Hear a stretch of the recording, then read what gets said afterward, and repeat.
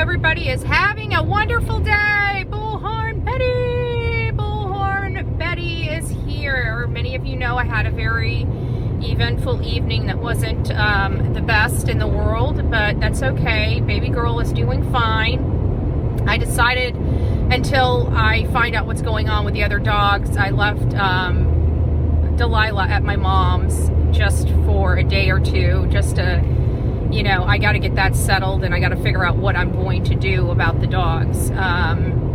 Because I noticed that after animal service came, the neighbor lady left. I don't know if she left with the dogs to get them out of there or she just didn't want to deal with everything. I was unsure about that. I talked to my neighbor, Glenn, and he told me that the man that lives there let the dogs out of the house and then they left. And I'm just like, they know they have vicious dogs. They know their dogs have bit neighbors, and they literally let the dogs loose and then leave the home. I don't know, like, you can't fix stupid. I mean, you just can't fix stupid. But either way, that's not why we're here. We're here because of Sebastian Rogers. Sebastian Rogers is a 15-year-old boy that disappeared from his home in Hendersonville, Tennessee, and has not been seen or heard from since. We all know that Christopher and Katie Proudfoot, which is the stepfather and the biological mother to Sebastian, have not been truthful in their story as to what happened the day before and the morning of his disappearance. What we learned from Katie in one of her original stories to a neighbor is that Katie she was on the couch and Sebastian went to bed around 9 p.m. rather, and that they she ended up falling asleep on the couch, and she gets up around 11:30 and she was doing something in the kitchen and she hears a thud or a thump, and she hollers back at him. Well, by the time they made it on Dutch's interview on March 3rd, their story changed wildly. The thud or thump was never mentioned, I don't believe, in her statement. I'll have to go back and check. I don't have my notes right in front of me. But it didn't sound like they had spoken, their statement was just different. So basically what the statement was on March 3rd was that Sebastian was playing in his room after they got back from their eventful day. And around 9 o'clock, she tells him to go to bed, and she said he went to bed without a problem. And she was on the phone. She was speaking with her husband. I don't even know if she said, yes, she did. She didn't say anything about speaking with her husband. That was interjected after Duchess reiterated to her the statement. So what Duchess said is that Sebastian went to bed at 9 a.m., or that you went to sleep or were falling asleep on the couch around 10. But Sebastian went to bed at around 9, and that she woke up a little while later and put the dogs away and went to bed around midnight, and she was asleep at midnight, obviously. That was what was said on Dutch's interview. Then by the time we get to Chronicles of Olivia's interview, which I believe was, I don't know, maybe 10 days after, maybe a little more than 10 days after, that particular interview, I can't remember the exact date, so just forgive me on that. But on a Chronicles of Olivia interview, they interjected aunts and cousins into the mix, and she also stated that she left to look to check out the neighborhood and go up to the school to see if maybe he had left the house. And many of the neighbors, when they heard that story, was a little perplexed because they're like, he never does that. Why would he do that this day? And the fact that he had no shoes on was a little odd too, because we learned through this process that Sebastian always put his shoes on. Always put his shoes on before he left the house. So this implies a couple things, that he either didn't leave the house willingly, or something happened inside the house that basically made him run for his life. And he just took off without his shoes. You know, something major had to have happened for him to leave the house willingly without his shoes. But here's the thing, if he would have ran away or left willingly out of the house, then he would have been spotted on at least a shadowy figure on a few cameras. Now, I've looked at some of my cameras at night, and they have night vision on them. And even though you can't see everything, you can pretty much see a good figure of a person. It's in black and white because of the night vision. It doesn't put it in color, but you can clearly define facial features, you know, body height, weight. Definitely, it's not as colorful, but it's definitely pretty clear in most cases. So that's always caught me by surprise, because mine does pick up the people out at the road. And at night, the cars are very clear, the people are very clear. It's not lit like hazy. Now, but the distance between the front door of their house and the front door of their neighbors is a lot further distance away than what it is from my front door to the other side of the street, because I can get the whole entire street. So it's a much closer proximity, if you will, to my neighbor's house than it is to their neighbor's house, which might give you that hazy, grainy figure. But it sounds like their sensitivity on their cameras are pretty stinking good, because the cameras across the street were able to pick up on several things. One of those things is the lights going on and off in Sebastian's room that evening, all the way up until 11:30. So if Sebastian was in his room sleeping, as reported by Katie, at 9 o'clock with no problems, even if she heard the thud, why would the light be going on and off in the room up until 11:30? That's a little odd. Then at 11:30, his light goes off. They see a figure going through the house. That means the interior lights of that house must have been on to give you the figure going through the light, or through the house. And they see this figure going to the back room where Chris and Katie's bedroom is. And I can't remember if they said the lights turned on. I'll have to go back and review that, or turned off. But then the next thing they know is the whole entire house is explained to have gone dark. Many people believe that somebody kicked the main breaker. It is possible. I'm not sure. But the whole entire house goes dark right about 11:30. And Katie implies that she was in bed and sleeping by midnight. So what happened at 11:30? It sounds like she would have been awake to know why her entire house went completely dark.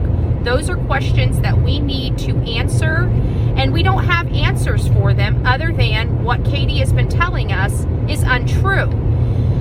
Other than being able to establish that her statements are most likely untrue, it doesn't give us any answers as to what truly happened. So we're kind of stuck in this. We know Katie is not being fully cooperative and not being fully truthful.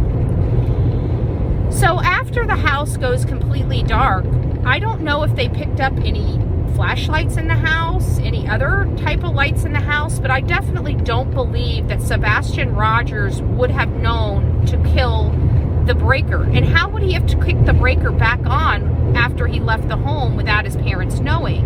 It doesn't make sense, you know, if the breaker was kicked. We don't know what made the house go completely dark, just that it was described to have gone completely dark, and then a silhouette being in the front window, almost peeking out. That is a nervousness to me. When something happens in a house and you want to make sure or identify who's awake, who's up, who could have seen it, who could have heard it, then you would turn everything off and peek out the window. I know this because you guys know my history. It's kind of called paranoia. And paranoia is an effect that you get from the utilization of certain substances, okay? And so when you have these paranoia type of situations that are elicited by substance abuse, you turn everything off and look around because you're paranoid somebody knows what you're doing. And so you turn off all the lights and you kind of peek out the window to see if anybody's out there. So only thing I can describe that particular event happening is a paranoid event. So why would somebody inside the home be paranoid? those are things that we have to answer. Now, we can assume that it has to do with something majorly happened inside the home around 9:43 to 9:46, or right before that. The phone was picked up, the old crap factor set in, and now Katie needs to call Chris to find out what to do. This is obviously all opinions, speculations, and theories based upon a variety of facts. So, again, paranoia sets in for certain reasons. I don't know what paranoia sets in for, say, some of my audience members, what would make them paranoid. But I'd have to think that paranoia is an effect of something major going on. Okay? So we have the call, the extended call, and then we have her getting off the phone. And when she gets off the phone, she walks through the house. She turns her son's lights off. She walks through the house and goes to her room. And then she makes the whole house go dark. And she wants to see, and God knows how many windows she went to look out. The only one that was caught was the one from her neighbors, where somebody was appearing out. And I'd have to assume it was her. Because according to everything that we know, she would be the only person in the house and the only person that would know to kill a breaker or to turn off all the lights in the house off. Just an opinion.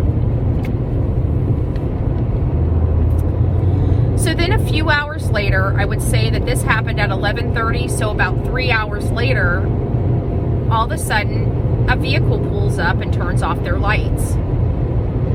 I don't know if that was caught, the car being caught, if that was caught on the camera from the neighbor's house, right? I don't know.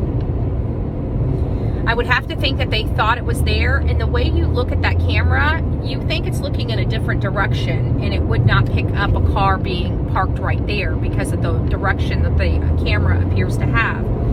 But it seems like it has a 180-degree focal point, so it spans out about 180 degrees. Even though it's looking this way, it's picking up all this peripheral things. And I think that was a mistake, because if you see where they parked their car, it was literally in the lower side of that camera. They probably didn't even think that camera would have picked up that vehicle. They think they probably parked close enough to Kellen Lane that it wouldn't have picked up on that camera, but it did. And I really truly believe that was a saving grace, for us to understand what truly happened, because I believe that if that car wasn't picked up on that camera, we nor law enforcement would ever know one existed, even though we knew there had to have been a car around there somewhere that should not have been. Well, we found it. That kind of broke this kind of wide open in social media terms. Now, granted, law enforcement had this, so this was information that law enforcement had for a little minute. And, I'm happy that law enforcement does have it, and I know that these types of cases, these complex missing person cases that have hint of, I know that these have a hint of a foul play element. We'll say that, of a foul play element. And I truly believe that foul play element is what's complicating this case, because there's only so many people that were in and around this child's life, and therefore it's limited the pool so much so related to where Sebastian may be, who may have taken him and things of that nature. So we're still on the hunt for Sebastian Rogers. I'm still working diligently through mapping and other things, trying to identify areas of interest. There are several areas of interest that I have. So there is, I'm almost back to my mom's house, so I'm going to let you guys go, but I want you to know that we are still working on this. I will be heading to Tennessee in a few days, and when I get to Tennessee, I'll let you guys know that I made it safe and whatnot. But at the end of the day, we are doing what we can to bring Sebastian home safely. But every passing day, it makes it a little more difficult. And I will let you know this. A lot of people that believe that Chris and Katie didn't do anything with Sebastian other than send him to a school, a home, a psych ward, or anything like that. Many of them are those people that always get a lot of information wrong, and it's no offense, it just is what it is, right? It just is what it is. People don't know how to analyze cases. They're not really educated. They don't try to educate themselves on police policies and procedures. They don't try to educate themselves on the statutes in the states and criminal code. Therefore, they're coming from a place of ignorance and not a place of knowledge. And so I hope people start getting do more research in those specific areas so it can help guide them so they're not so far off the tracks when they're doing their analysis of these cases. It would really be beneficial because a lot of people are taking it based upon their opinions instead of facts. The facts are law enforcement acts very specifically from state to state when there's a criminal investigation. And one of the main keynote things to take away when there is a criminal investigation is that they go dark and they go silent. And that's what we have received from Sumner County, which tells me that they're in a full-fledged criminal investigation, not just a normal investigation of a missing person.